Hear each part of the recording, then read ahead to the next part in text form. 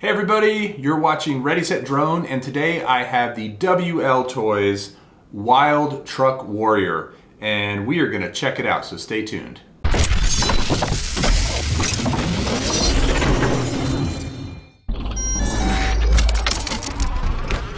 So first of all, thanks to GearBest for providing the WLtoys Wild Truck Warrior. I'm going to put a link in the description to their site where you can get pricing and all the detailed specifications, but I'm going to go over a lot of that stuff in this review. This thing runs about 150 bucks US dollars, and again, you can get it on GearBest. Check the link in the description. That said, this is a four-wheel drive or all-wheel drive brushed motor racing buggy. It also has pretty substantial suspension, so it's supposed to be designed to go over bumps and take on hills and curbs and stuff like that. We're going to go check that out in a second. It's a 1/10 scale, and it has a max speed of 30 kilometers per hour or 19 miles an hour. It has again, 540 brushed motors, and it is four-wheel drive, not two-wheel drive. It has a 286 millimeter wheelbase, which is from here to here, basically from one axle to the next. It has a 7.4 2200 milliamp hour battery with Dean's connector on the end, which is great because that means that you can actually use other batteries. And then it finally comes with this remote control that has a pretty decent bright LCD screen on it, and so you can see what's going on up there in terms of some telemetry. It shows you where your trim levels are, what your battery level's at, whether you're going forward or reverse, just some basic stuff like that. Nothing that you really need too much, but it is nice to have it. And then there's some switches on here that allow you to dial in the trim a little bit extra. Throttle trim, steering trim, some auxiliary switches down here. I'm not exactly sure what all these do. They may or may not do anything. There is a bind switch, so in case you need to bind it to the radio, that is something that you could do. The remote control takes 6 AA batteries, which is a lot. But I will say one thing that I'm really happy about, this remote, the bottom of this thing just slides off. You don't actually have to have a screwdriver to take this thing off, so you just slide it off and the batteries go right in the bottom there. Put it back on. I've already put the batteries in. The battery, as far as the battery that goes into it, as I said, it is a 2S 2200 milliamp hour battery. Has a little bit of Velcro right here on it, and there's a little bit of Velcro inside. I've noticed, I've played with a few of these trucks and cars in the past. I've noticed that getting the battery in and out is one of the things that is usually a bit of a pain with these things. This one, it's not so bad. It has, because the canopy is open here in the back, you can actually just slot the battery in right here in the back, and there's actually a space for the cables to run out. So what I'm going to do is take the cables under here, put the thing down on the Velcro, and then there's a Velcro strap to actually hold it in place. So you can see right there. So you don't have to take the whole top off, which is really nice. And then, like I said, it is a standard Dean's connector, which is standard. It has LEDs in the back for taillights, and it has LEDs in the front for headlights. So I imagine that would help you with orientation when you're driving in the evening or even during the day.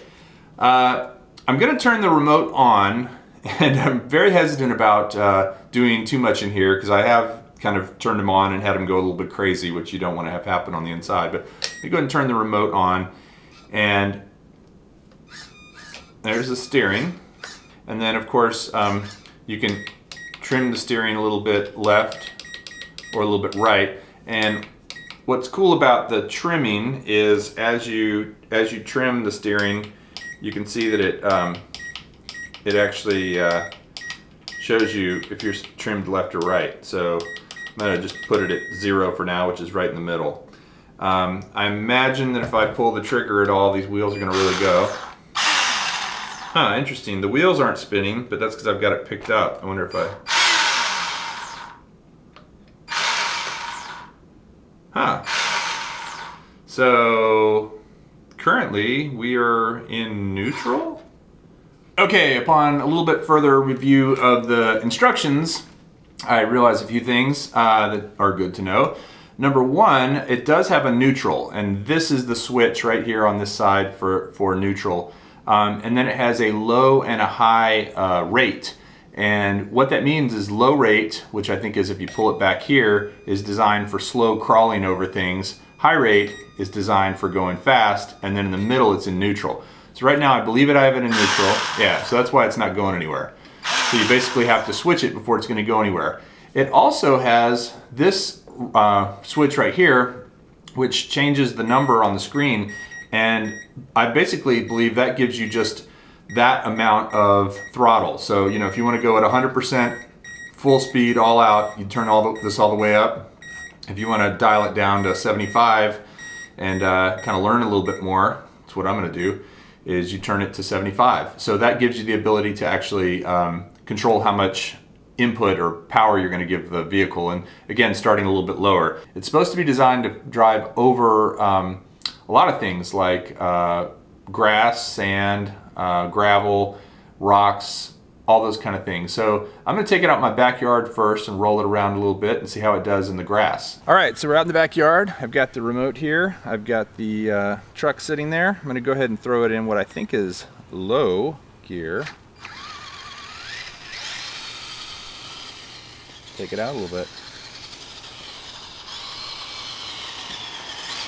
I will say that low gear is pretty manageable. And it definitely runs pretty well in grass. I have some fake grass, but also have real grass out there. Now I'm going to switch it over to high gear. Oh yeah, it's a lot faster. Whoa.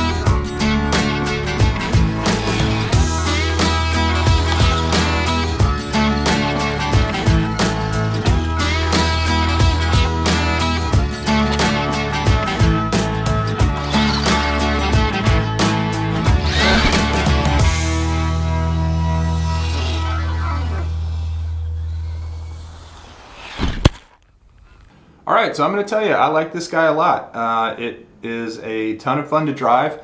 The control actually has a fair amount of finesse. It's also got a nice rubber padding on the actual wheel, which is nice. It's real grippy. I like the fact that it has a neutral and a high and a low rate. I like the fact that it has a backlit LCD screen that you can see everything well. The suspension is really cool. It's fast enough, but it's not too fast, which is something else I like about it. And it seems pretty durable. I jumped it off a table and crashed it into a chair and crashed it into a fence, and it goes over rocks really well. Those are all my pros. I'd say the couple of cons I have would be it's kind of top heavy, and so it does tend to tip over a little bit more easily than some other RC toys I've played with. I think that also is because of the high suspension that allows it to go over up over the top of things. If you take a corner too fast in this thing, it's going to roll, and so you just have to be careful of that and learn how to drive it appropriately so that you don't roll it. Slow down around the corners, but it's got a lot of punch when it's in the straightaways. So the one other con against this thing is, at least the one I received, came with a plug that is not compatible with US plugs. It's I think this is European, or it could be Asian, I'm not sure.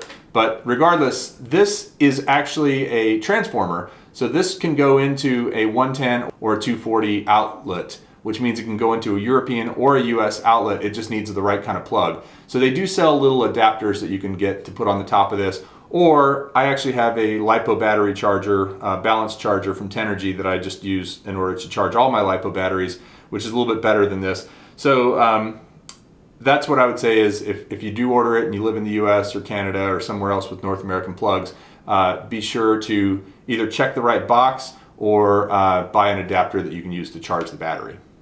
I am certainly not an expert at RC trucks, but I've driven a few of them now, and I feel like this one is a solid contender for one that I would play with for years to come, particularly because it does have so much clearance and you could run it across a lot of really rough terrain. So that's it. If you like this video, please hit the like button. And if you want to know more about RC cars, trucks, and of course drones, please subscribe to Ready Set Drone. Thanks for watching, and we'll see you next time.